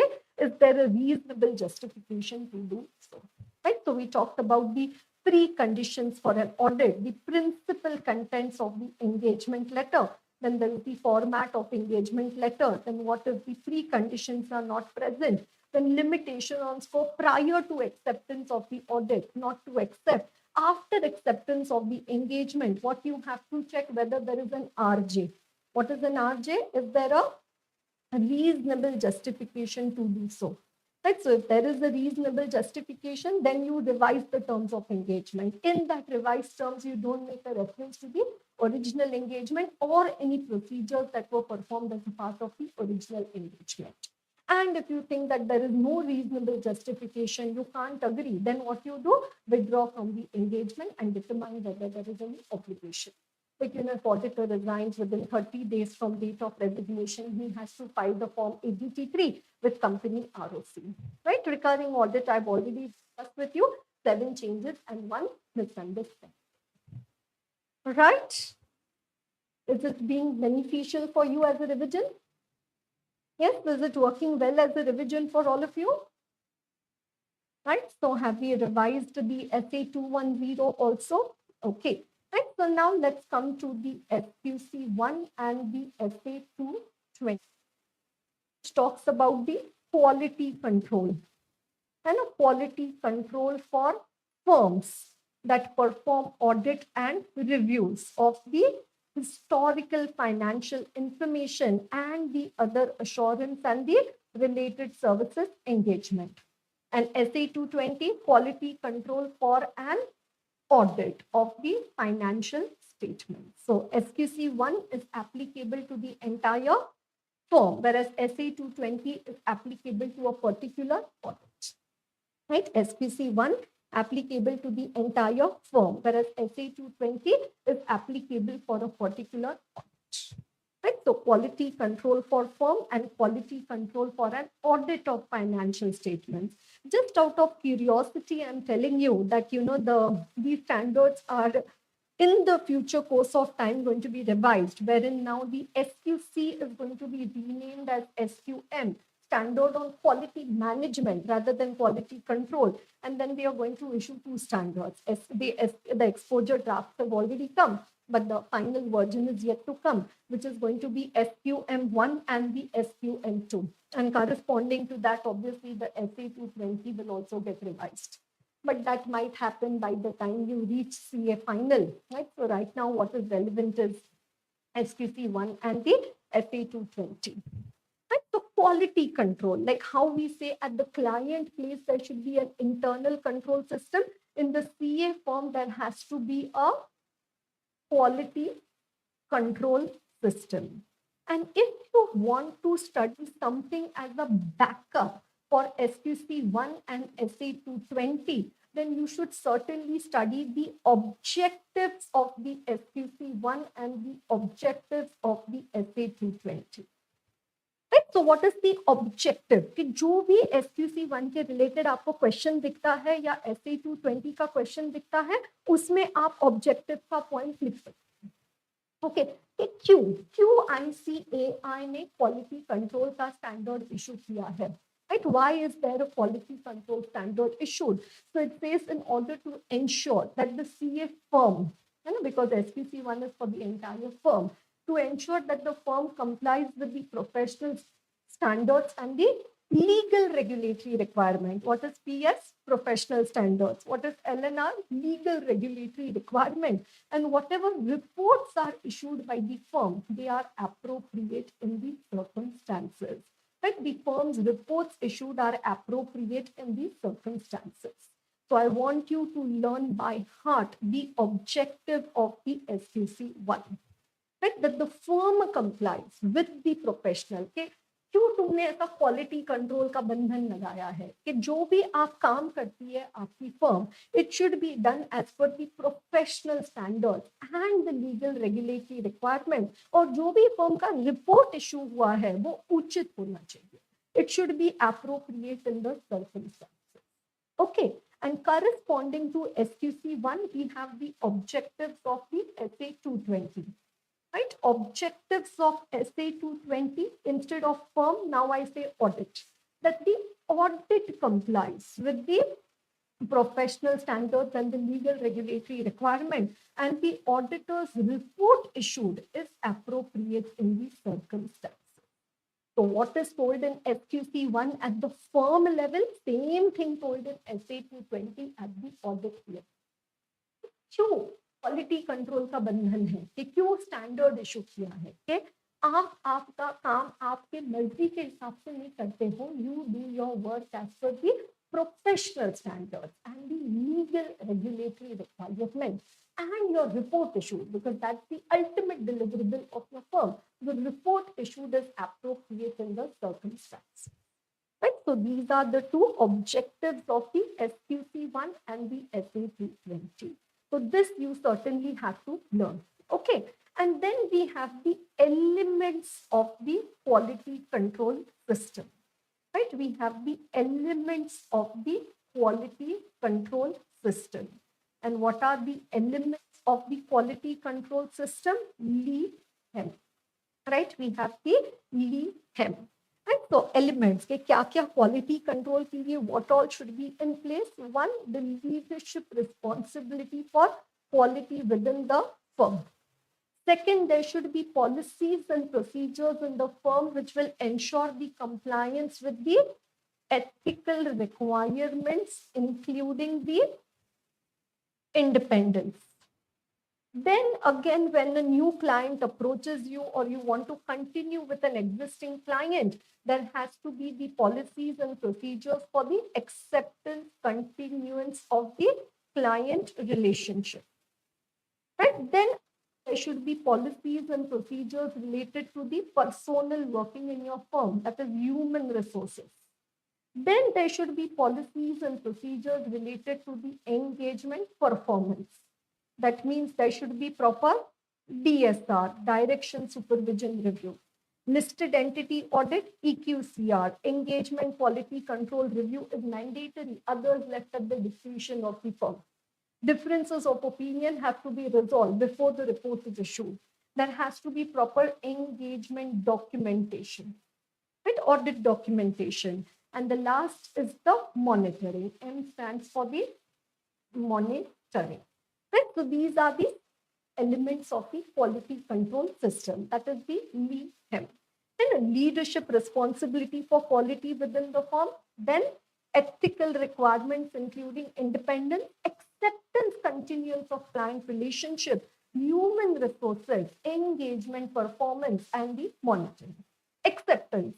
Okay, a new client approaches your firm and says, will you please do the, a new client approaches your firm and says, will you do the audit for us? Or your audit of a company for the previous year, they say that, will you continue to do the audit for the current year? So you say, wait, let me think about it. So what you think about it? One, you look into the integrity of the client. And if client is involved in money laundering, criminal activities, we say, Jai Ram Ji, client, I don't want to be associated with you. Right? Second, you see whether you have the CCTR, the competence, the capability, the time and resources to perform the engagement. Right? The competence, capability. It is a 10,000 crore company. Do you have that much time? Do you have those many people working in your team? Time and resources. And also whether you can comply with the ethical requirements, including independence. And if it's a recurring audit, any significant issues which have been identified in the prior audit. Right? That will not come for a new client, but it will come for the continuance of the client relationship. Right? So acceptance continues, है ना, integrity. कि अच्छे लोग हैं क्या, ऐसे लोगों के साथ और इन लोगों का ऑडिट करना चाहिए क्या, ऐसे लोगों के साथ एसोसिएट होना चाहिए क्या, लोग तो ठीक है, do I have the CCTR, can I comply with the ethical requirement, पिछले ऑडिट में कोई सिग्निफिकेंट इश्यूज आए थे, है ना. So that's the acceptance continuance of the client relationship.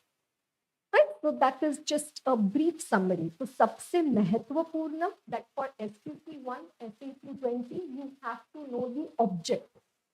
Okay, the why SQC1, why SQC20 in order to ensure that the firm complies. You know, there is a quality control system in the firm to ensure that the firm complies with the professional standards and the legal regulatory requirement. And second, that the firm reports issued are appropriate in these circumstances.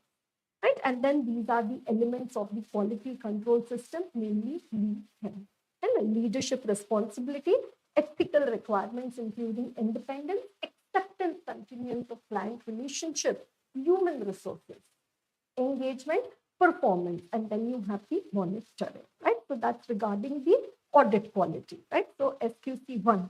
Right? So it talks about the objectives of the SQC1.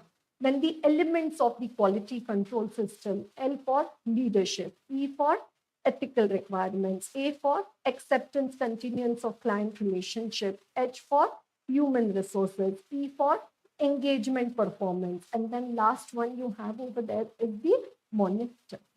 Right? So that is your LEAHEM, LEAHEM. Right? So L is the leadership responsibility. You know, okay, there has to be some person in the firm, like say Deloitte, EY, it's applicable to all CA firms. I'm just giving an example. Okay, there has to be somebody who is taking the responsibility to develop an internal culture to tell that, you know, quality is essential. This responsibility should be given to CEO, managing partner of the firm. They have to set an inner culture.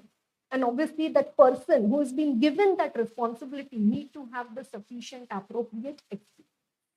Right? Sufficient appropriate experience. That means that CEO partner, they need to have the sufficient appropriate experience.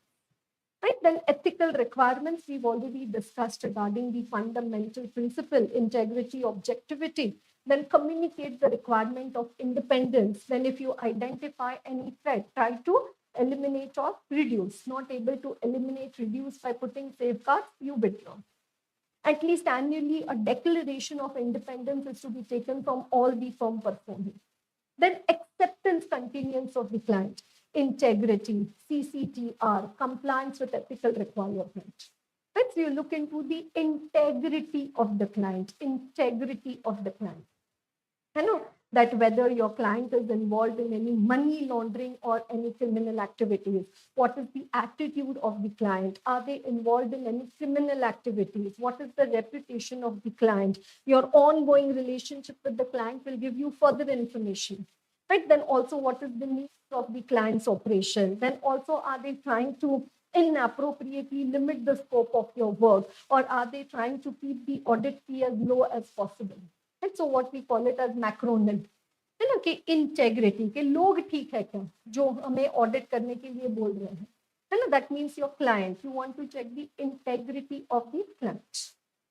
And if you say, no, I don't think there is proper integrity, or you are not having the CCTR, you may decide to decline an engagement.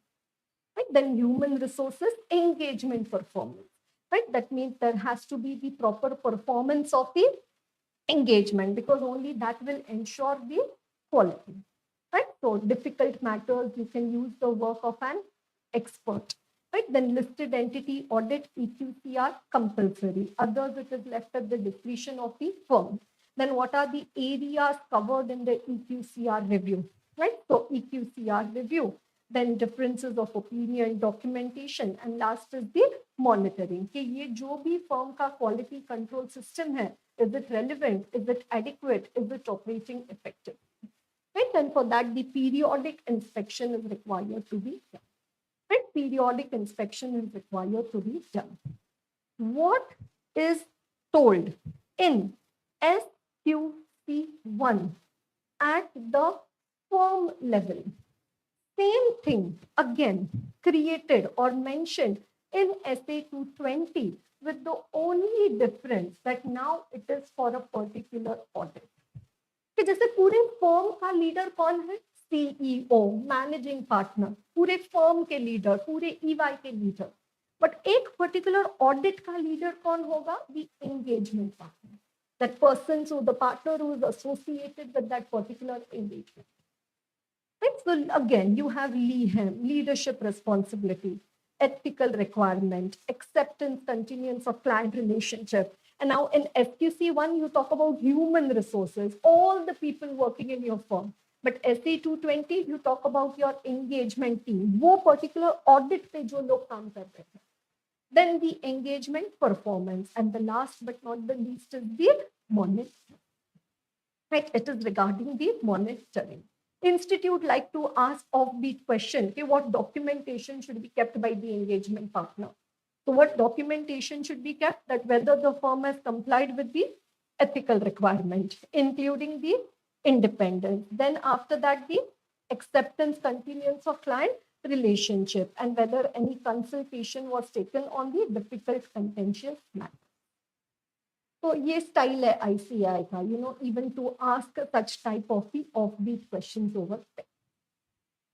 Oh my God. You say, ma'am, is it that easy? Yeah, if you've studied it, then it's easy. If you're listening it for the first time, it gives you an idea, okay, which direction you have to walk ahead. Yes, so then you have the question banks over here, quite comprehensive, including all the content over there. Right, so chapter number 11, again going into the 26 pages over there. Right, 26 pages. Okay, right, so have we completed with our quick revision of chapter number 1, chapter 11. So first and last chapter done. So now in between 2 to 10 are floating. Are we doing a good job? Yes? How is it going? You say, ma'am, we are getting an idea, but we have to study it on our own. Okay, agree? Yeah, we are at least getting the keywords. It's at least the book is not Greek and Latin to us now. We've got some idea of what we need to study in the content over there. How many hours are you studying every day? Jan 25 is your exams. Or rather, I should ask this way, have you started studying? You say, ma'am, इतना तो बुरा हालत नहीं है. Okay. So how many hours are you studying? It changes every day. Someday we go on a spree of studying. Someday we are too laid back. So what is it like? Students say, ma'am, I don't know anything but just one thing, that I want to be done with CA Inter. You tell me wo kiske haath mein hai? You done with CA Inter. Have we told you that you continue to be your? No, we've not told you. Nobody has told you. So everybody wants the same thing to happen, that you should go ahead of CA Inter over there. Right? So you give it the best of what you can, and then certainly you'll get the best outcome for that. Yes, everyone. So let's come to the discussion of the chapter number 8, which is regarding the audit report.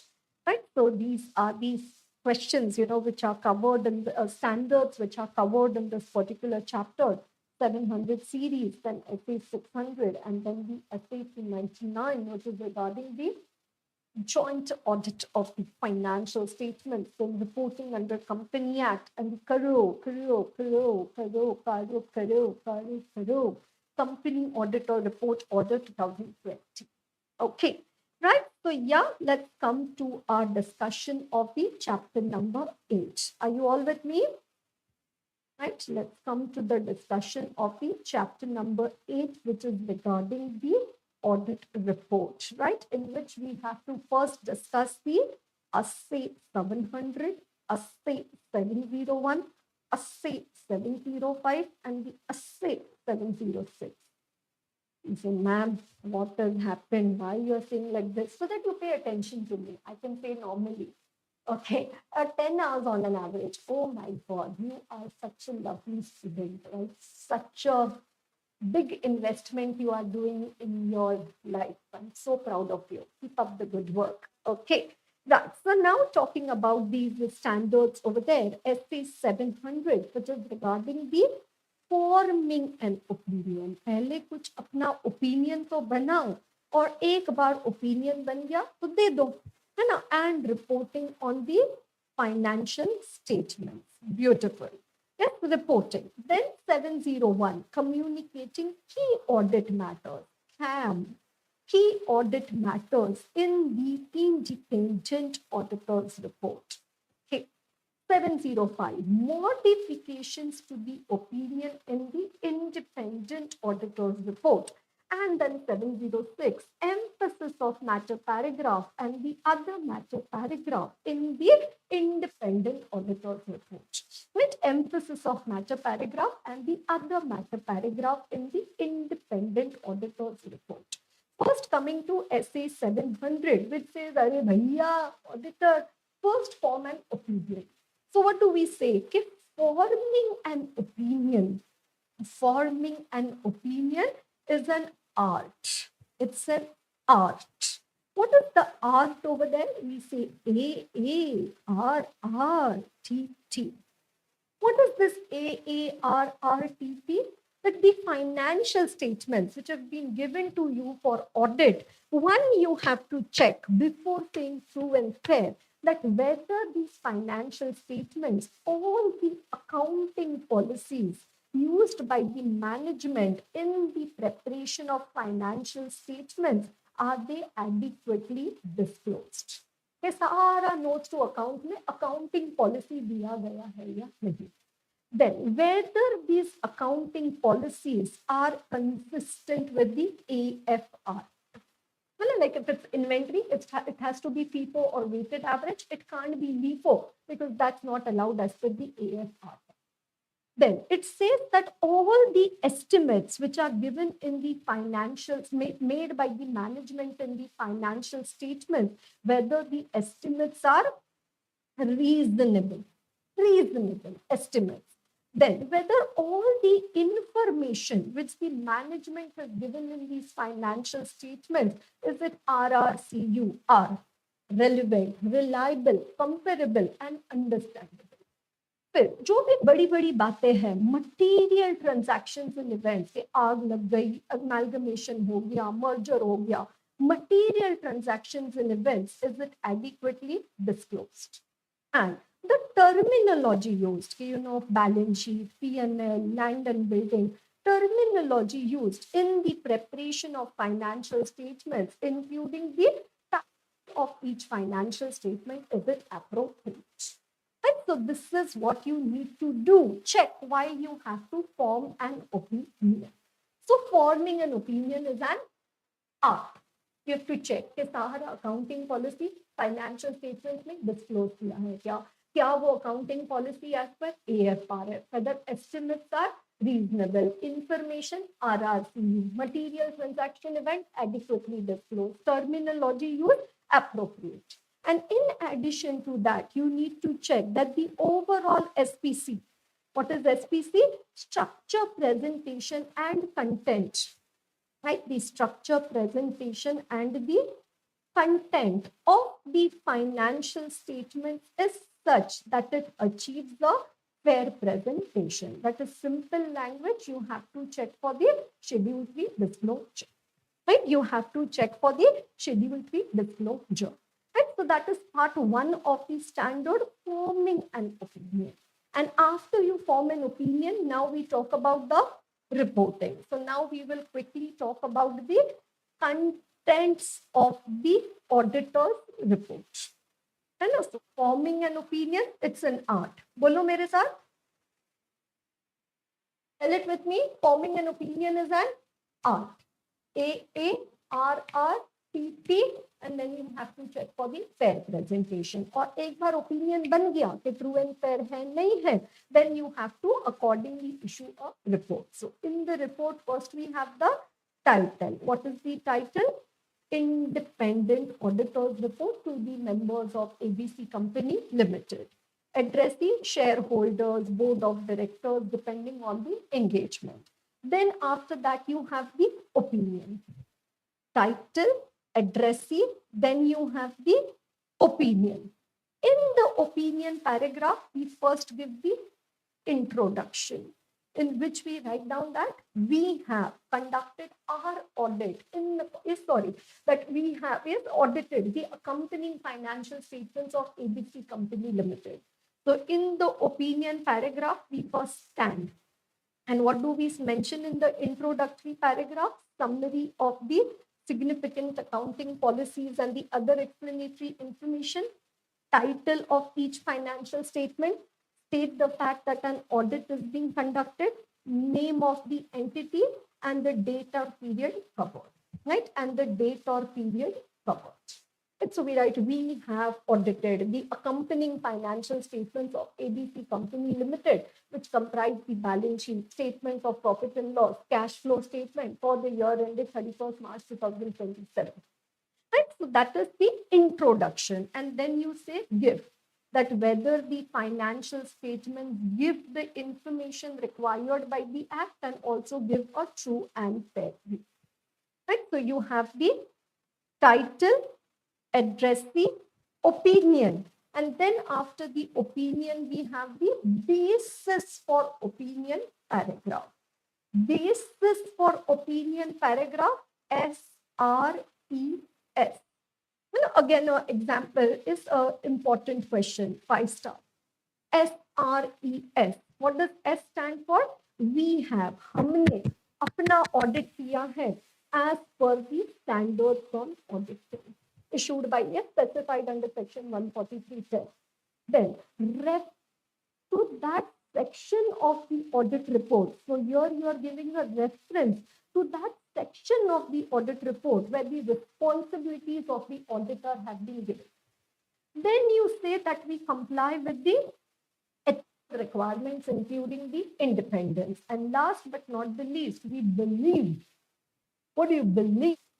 We believe that the audit evidence we have obtained is sufficient and appropriate to provide a basis for our audit opinion. Right? So that is basis for opinion. कि आप ऐसा किस basis पे बोल रहे हो? तो तुम बोलते हो audit किया है standard के हिसाब से, जाके हमारी responsibilities देख लो, हम ethical requirement comply कर रहे हैं, जो भी हम बोल रहे हैं उसका हमारे पास evidence है, ऐसा हमारा belief है. Right? So title, addressee, opinion, basis for opinion. Then after that you have, right, 4. Then after that the 5th one over there is the going concern, if any. So if there is any material uncertainty related to going concern as per SA 570. If there is any key audit matter, again, if any, as per the SA 701. Title, addressing, एक टप्पा हो गया. Opinion, basis for opinion, और एक टप्पा हो गया. Going concern, आएगा नहीं आएगा, हमेशा नहीं आएगा.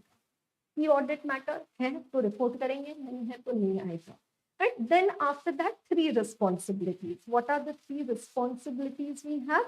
Management responsibility, auditors responsibility, and also the other reporting responsibilities, that is reporting on the other legal regulatory requirements. Right? So management responsibility is our preconditions, okay, preparation, presentation, internal control, management, your responsibility. Auditor's responsibility is to obtain a reasonable assurance that financial statements are free from material misstatement. Other reporting responsibilities, that is your section 143.3, other reporting responsibilities. And then we have the next set of points, 10, 11, and the 12.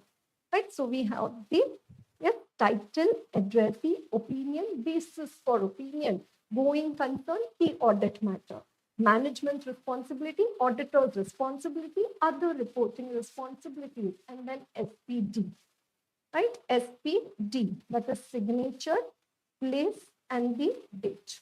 Right? Signature comes with 3 numbers: UDIN, membership number, and the firm registration number. UDIN, a unique document identification number, membership number, and the firm registration number. UDIN has to be given in any report certificate issued by the chartered accountant. It has to be generated on the UDIN portal of the ICAI. Place has to be the place of a signature, and date, the date on which the report has been sent. Right? The date on which the report has been sent. Okay. Right? So these are the basic elements of the audit report. What are those? Title, addressee, opinion, basis for opinion, going concern, key audit matter, if any, if any. तुम्हारा responsibility, हमारा responsibility, legal reporting responsibility. And then you have the SPD, signature, place, and date. Is everybody with me? What are the basic elements of the audit report? Title, addressee, opinion, basis for opinion. In opinion, we first stand, and after standing, we say true and fair. Basis for opinion, SRES. Then going concern, if any, key audit matter, if any. तुम्हारा, हमारा, 143.3 का, other reporting responsibility. And then you have the signature, place, and the date. Right? The signature, place, and the date. Right? So that's a quick revision. Oh my God, where did we go all the way? Such a big trail created over there. Right? Of the essay 700, which is regarding the forming an opinion and reporting. Wonderful. Now let's talk about the 701. And now communicating the key audit matters in the independent auditor's report. So first, very important is the definition of the key audit matters. Key audit ऐसा के दौरान हुआ है जिसके बारे में आपको आपके रिपोर्ट में जिक्र करना है. About which you say that, oh my God, this has been a terrible thing in the audit, and we want to mention about it in our audit report. So it says key audit matters are those matters that in the auditor को ऐसा लगता है, in the auditor's professional judgment were of the most significance in the audit of the financial statements of the current period. Right? So key audit matters are those matters that in the auditor's professional judgment were of most significance in the audit of the financial statements for the current period. And key audit matters are selected from the matters communicated to PCWG. Right? They are selected from the matters communicated to the PCWG. Okay. Then, what does it say? That key audit matter is substitute for. This is an important question at inter level. And okay, what is not a key audit matter? So it says key audit matter is not a substitute for disclosures in accordance with the AFRS. It is not a substitute for a modification to the opinion as per 705. It is not a substitute for a material uncertainty related to going concern, or it is not a separate opinion on the individual matter. This is key audit management भूल गई disclosure देना, आप बोलते हो कोई बात नहीं हम कैम में डालेंगे, नहीं। आपको क्वालिफाइड इशू रिपोर्ट इशू करना था, आप बोलते हैं नहीं नहीं हम लोग कैम में डाल देंगे, नहीं। गोइंग कंसर्न का इशू है, can you put it in KAM, नहीं। कोई मैटर की ऑडिट में लिखा है, इसका मतलब कि आपने उसके ऊपर अलग ओपिनियन दिया है, it doesn't mean so, it's not a separate opinion on the individual matter. So this is what is the key audit matter and this is what is key audit matter, right? What is not a key audit matter, and then how do you determine कि भाई ये तो बहुत बड़ी बात है ना, determining key audit matter. Yes, when you say ये big matter, when that matter is being identified as a higher assessed RMM or a significant risk. Significant risk, 315, मोटा risk in the audit. और significant auditor judgment, auditor की जान निकल गई वो area का audit करने में, प्रोविजन फॉर टैक्स चेक करने में, एग्जाम्पल, या revaluation of assets चेक करने में. So significant auditor judgment has been involved in evaluating that matter. और इट्स अ बिग मैटर, बहुत बड़ी बात हो गई इस ऑडिट में कि कंपनी का आईपीओ आ गया, तो ऑडिटर को बहुत चेकिंग करना पड़ा शेयर कैपिटल का. So it's a significant transaction or event which occurred during the period. Right? It's a big matter which occurred during the period. Right? So one, what is the key audit matter? Then what is not a key audit matter? And how do you determine? आप ऐसा कैसे बोल सकते हो कि ये key audit matter है? तो बोलते मैडम ये इंटरेस्ट है मैम, ये RMM है मैम, इसमें बहुत माथापच्ची हुई, बहुत ऑडिटर का जजमेंट था मैम, ये बहुत बड़ी बात है, सिग्निफिकेंट ट्रांजैक्शन और ऐसे ही बोलोगे ना, तुम भी आज रिवाइज कर दो, बहुत माथापच्ची हुई मैम, इसको ना कैम में डालते, कैम में डालते तो क्या लिखते, क्यों ये की ऑडिट मैटर है, और अगर आप बोल रहे हो ये की ऑडिट मैटर है तो आपने इसका ऑडिट कैसे किया, है ना, what were the audit procedures that you perform for that.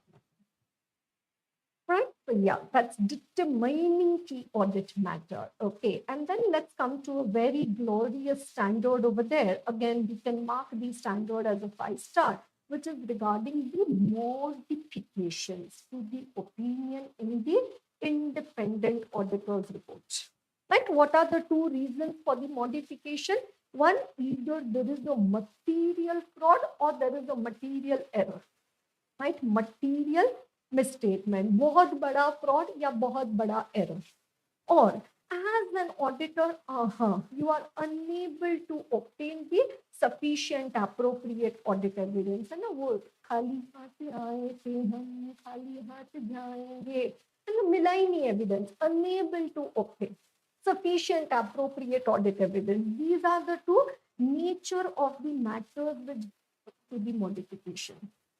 Now for these matters you need to check the pervasiveness, that whether that matter is material, you know, it will influence the decision making of the user, but it is not pervasive, or you say that this is material and it is having an overall effect also.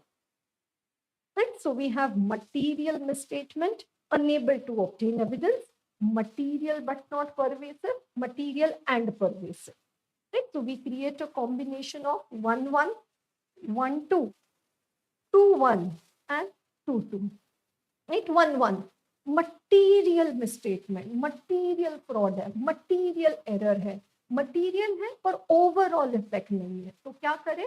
Qualified opinion. Financial statements give a true and fair view except for the effect. Second one, 1-2, कि material fraud error है, material भी है, pervasive है, पूरे financial statements का सत्यानाश हो गया type. So now what you do? Adverse opinion, saying that the financial statements are not a true answer. Unable to obtain evidence, say आपको inventory का evidence नहीं मिला. Is it material? Yes, but is it pervasive? No. So now again you create a reservation, qualification. So again, qualified opinion. And the last one, you're unable to obtain evidence. 2-2. Is it material? Yeah. Is it pervasive? You say, ma'am, khali hath. Kuch nahi hai, ma'am, audit file, dum, nothing. So now what you do, you give a disclaimer of opinion. You say we are not in a position and we do not express an opinion. Right? So if you notice, we say qualified opinion. We don't say qualified of opinion. We say qualified opinion. We say adverse opinion. But disclaimer opinion नहीं बोलते हम. क्या बोलते हैं हम लोग? Disclaimer of opinion. What do we say? Disclaimer of opinion. So what do we say? For material misstatement, material but not pervasive, qualified. Unable to obtain sufficient appropriate evidence, material but not pervasive, qualified. So matlab, whenever it's material but not pervasive, it is always reservation, exception, qualification. Then it is material misstatement, material and pervasive. You say gaye kaam se, adverse, not true and fair. And unable to obtain sufficient appropriate evidence, material and pervasive. तो बोले ma'am क्या बोले, कुछ बोलने के लिए बचा ही नहीं है. So disclaimer, we are not in a position, we do not express an opinion. Right? So these are the three types of the modified opinion: qualified, adverse and disclaimer. Right? So today we completed with the MCQs which were there in the RTP Jan 25. We did an ABC analysis of all the 11 chapters in the syllabus. We completed with our revision of chapter 111 and we are in the process of revision for the chapter number 8. So tomorrow certainly we'll complete chapter number 8 and also proceed to other chapters like 2, 6 and 4. Right? So looking forward to have an interaction. Those of you who have probably going to see the recording later on, please ensure that before you join the session for tomorrow, that you watch this entire session of today. And then again, we meet tomorrow as well as the day after tomorrow. Right? So I hope this time that you have invested in watching this particular lecture has been fruitful for all of you and it gives you the right direction for your study. Thank you so much for your patient listening.